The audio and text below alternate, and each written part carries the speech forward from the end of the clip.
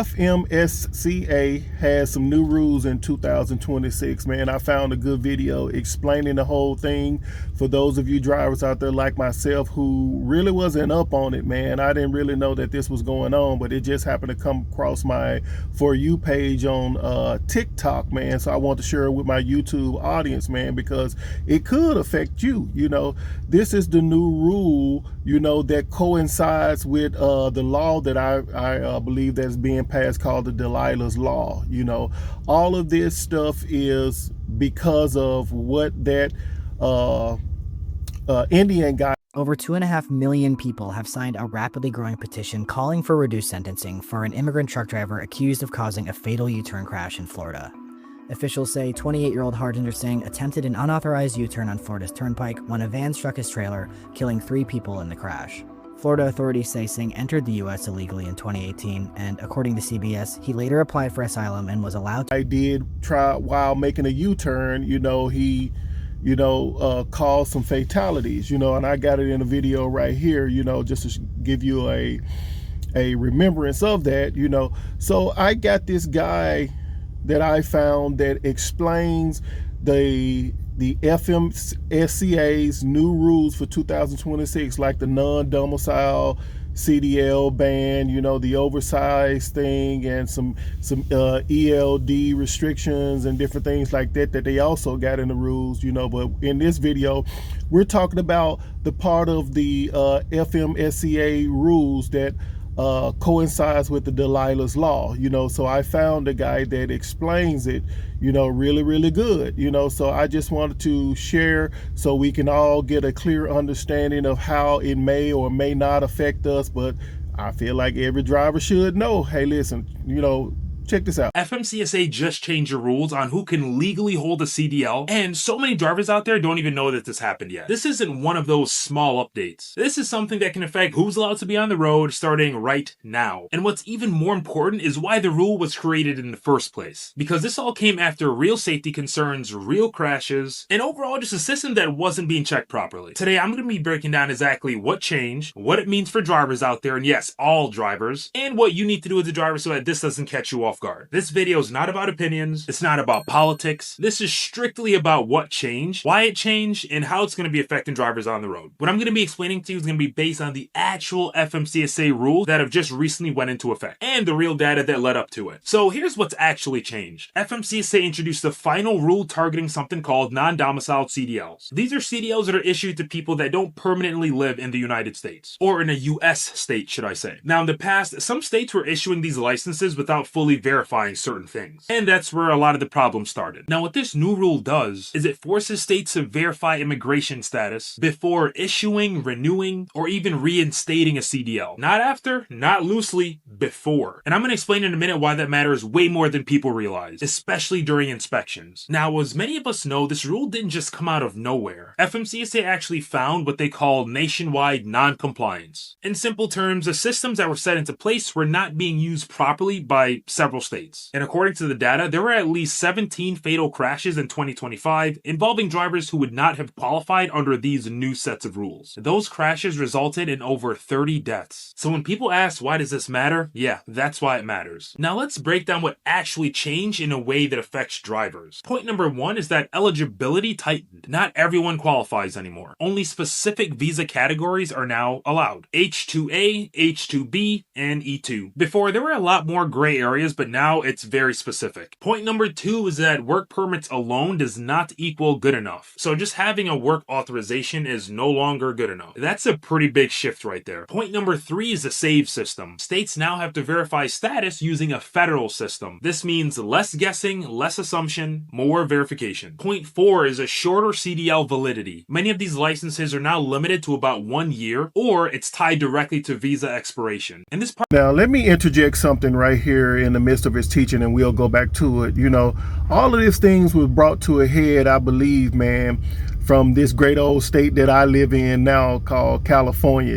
I got my CDL here in California, legitimately, but you never know what could come up, and I got all of my endorsements, that type of thing. But California is really what really what was the straw that broke the camel's back, man. What California has allowed and this have been taken notice by the president and different things like that when it comes to these Class A certificates, man, has really brought this thing to a head. Like the English speaking rule, that was always in the books, man, but California has been doing some shady stuff, man. But I'm glad, like I said, that there's many drivers like me and you that's out there who are legitimate, but we really need to be paying attention for what he's saying, because this can have some upsides and this can also have some downsides. But I just want to share with you, California is the cause of all of this, for anybody that already know, but hey, let's keep going.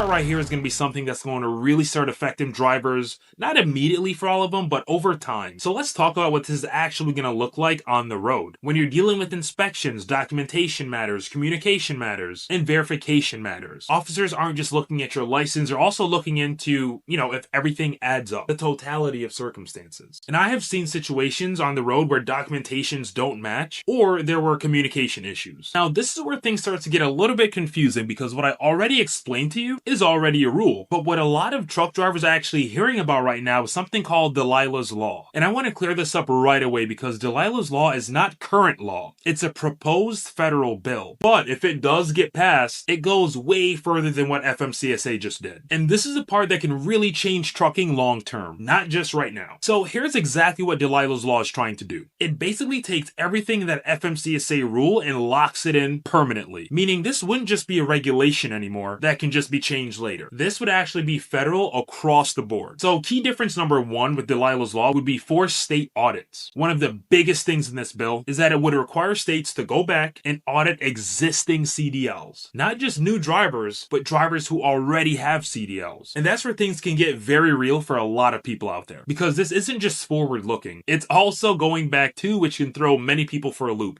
So if someone got a CDL under the improper circumstances, we'll say, even they are not in the clear. Key difference number two is going to be about English requirements. And this is again another major part about this bill. It's pretty much stricter enforcement of the English proficiency protocol. This means that drivers would have to be able to communicate with law enforcement, properly read road signs, and fill out reports with no problems. And again, this is not brand new. Technically, this has always been a requirement, but this bill would allow enforcement to be a lot stricter than what it currently is, especially in some states. Key difference number three, penalty for states. Now, this part doesn't really get talked about enough. States that don't follow those rules could lose federal highway funding. So now it's not just about drivers out there. This is also about states that are failing to enforce these things, which is good because several people and entities shall be held accountable. Key difference number four is going to be the crackdown on the loopholes. This bill also targets things like fraudulent CDL setups, dispatch systems that bypass rules, which I know is a massive one, and just companies taking advantage of loopholes out there. This is basically aimed at cleaning up parts of the system that weren't being enforced properly. Now, here's the reality. This bill has not passed yet, and that's important. But if it does pass, this becomes a much bigger shift than what we're seeing right now. So just to keep things clear, what we're seeing right now is the FMCSA rule already in effect, and Delilah's Law is something that can take things even further. Now, with that in mind, let's get back to what's happening exactly right now at this point in time, and what drivers are going to start noticing on the road. So what should drivers actually do? Make sure your documentation is valid and up to date. Do not wait until renewal. Understand your eligibility and be prepared for much stricter verification, because there are many people out on the roads that are not properly qualified to be out on the roads, so therefore they should not be on the roads. All of this is not something that you want to find out for the first time during a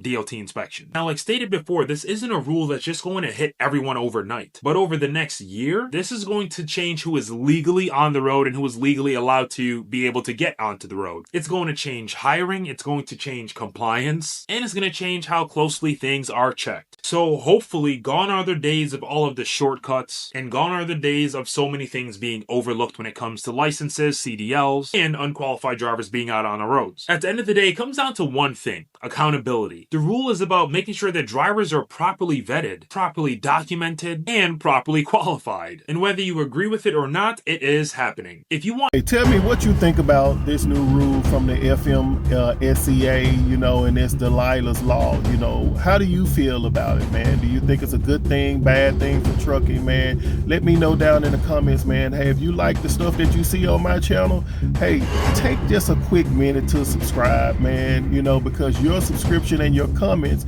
actually helps the channel get further, you know. And I mean, if you like my vibe, you know, as a trucker, hey, listen, rock with me, you know, press that subscribe button. But until next time, hey, this is Starsky the Trucker, man. Hey, I'll see you on the road someday. Peace.